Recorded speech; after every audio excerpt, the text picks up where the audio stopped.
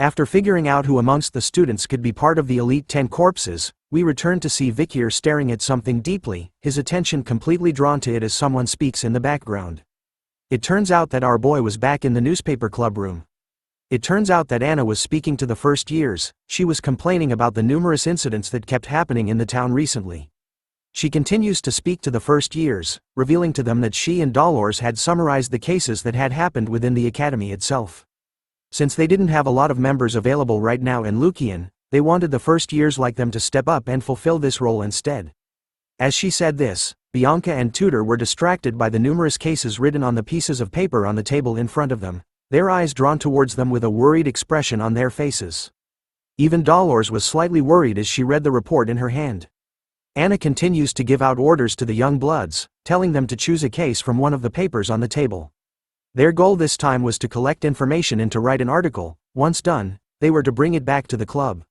As each member of the first years started to look through the papers regarding the incidents in the academy, PG was nervous, thinking that this was going to be his first article since entering Lucian, while Bianca, after reading quite a few of the cases, couldn't believe that there were this many, making her question what was going in the capital lately.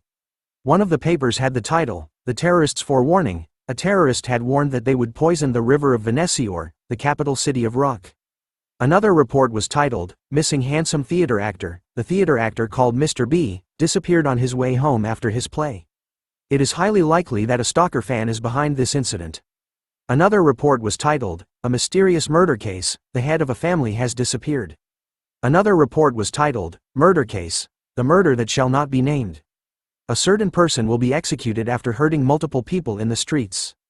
They have said they were not behind it and are still pleading that their face had changed."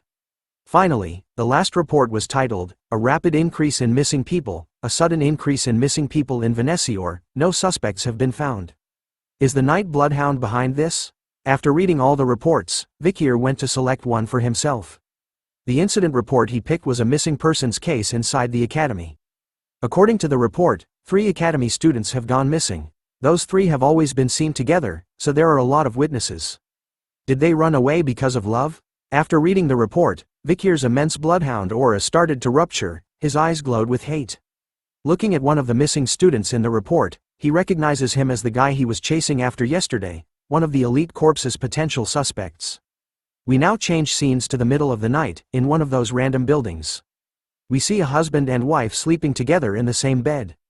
But for some reason, the husband was wide awake at this late time. He slowly rose up from his bed, not disturbing his wife who was soundly asleep. He then sat in a chair beside a window. It's revealed that his eyes were not normal, it was green, like those of the elite 10 corpses. Looking across the room, he asks someone a question.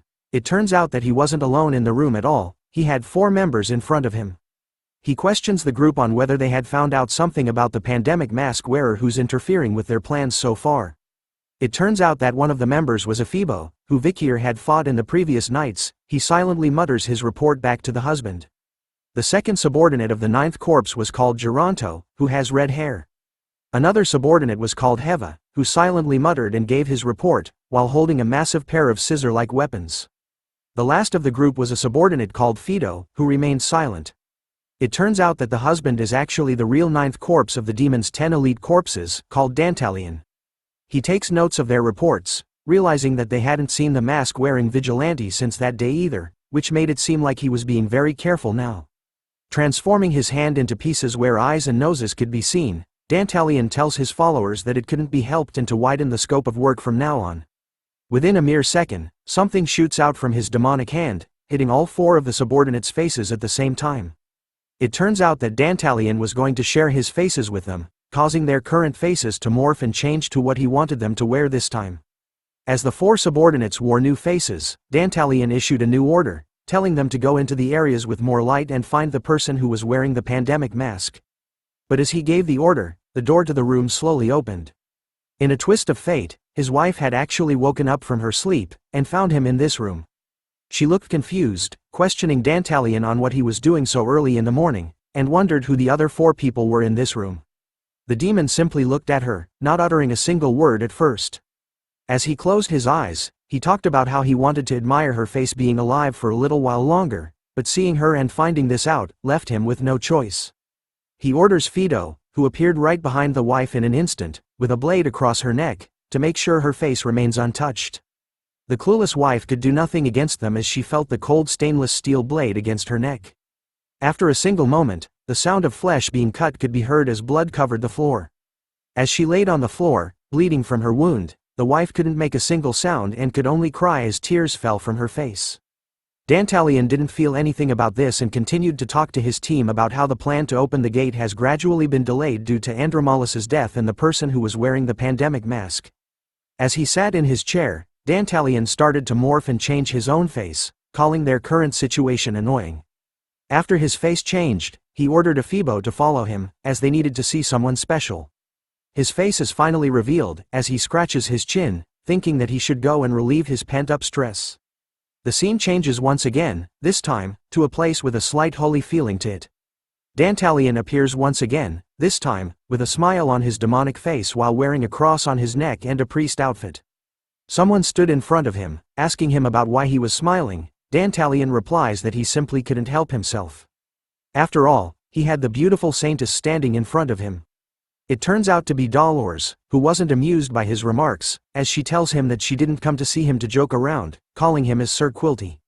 Brushing her remarks aside, Dantalion tells her that he was worried because her visits have become scarce lately.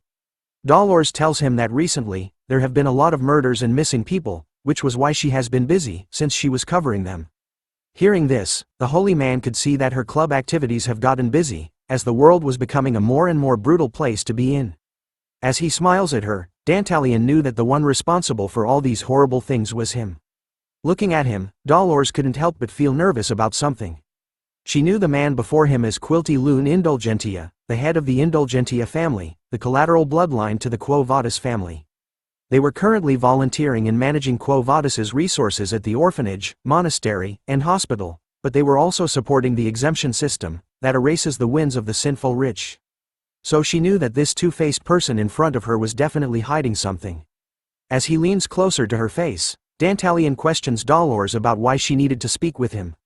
She reveals to him that she came here to request for the exemption system to be abolished. She found it wrong to exempt a person from all their sins just because they were wealthy. He refutes her statement, saying that there was nothing wrong with the system as the exemption policy has been in the church up until now. He also found that donating a large sum of money was already a large form of punishment. But Dolores wasn't budging from her stance. She counters his argument by stating that sins are something you must expose yourself for in front of God, and forgiveness was only given once you have received the appropriate punishment. With the holy light radiating brightly behind her, she ends her argument, saying that the people affected by the exemption system cannot be saved. Her final words left Dantalion speechless as his mouth was left open. But he quickly closes it, turning away from Dolores, and reminding her that he was simply following the church's doctrine, and that her best course of action was to speak directly to her father, the leader and cardinal of the church. As he continues to face away from her, Dantalion tells her to return, since he heard that the academy students were coming here to volunteer today. So there was no need for them to have a fight within the Quo Vadis family in front of her juniors.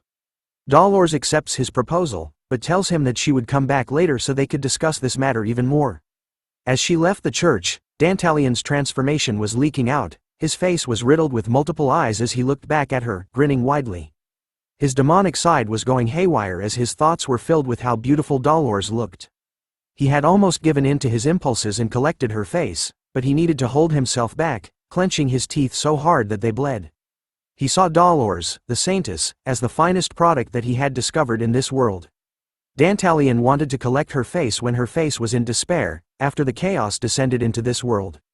He continues to tremble with his impulses, holding himself back, as he wanted to open the gate as soon as possible.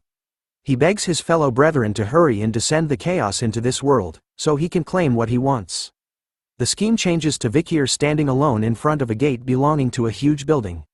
He looks around wondering if this was it. Based on the report given to him by Cindy, this was the orphanage that she had found after analyzing Andromalus's ledgers.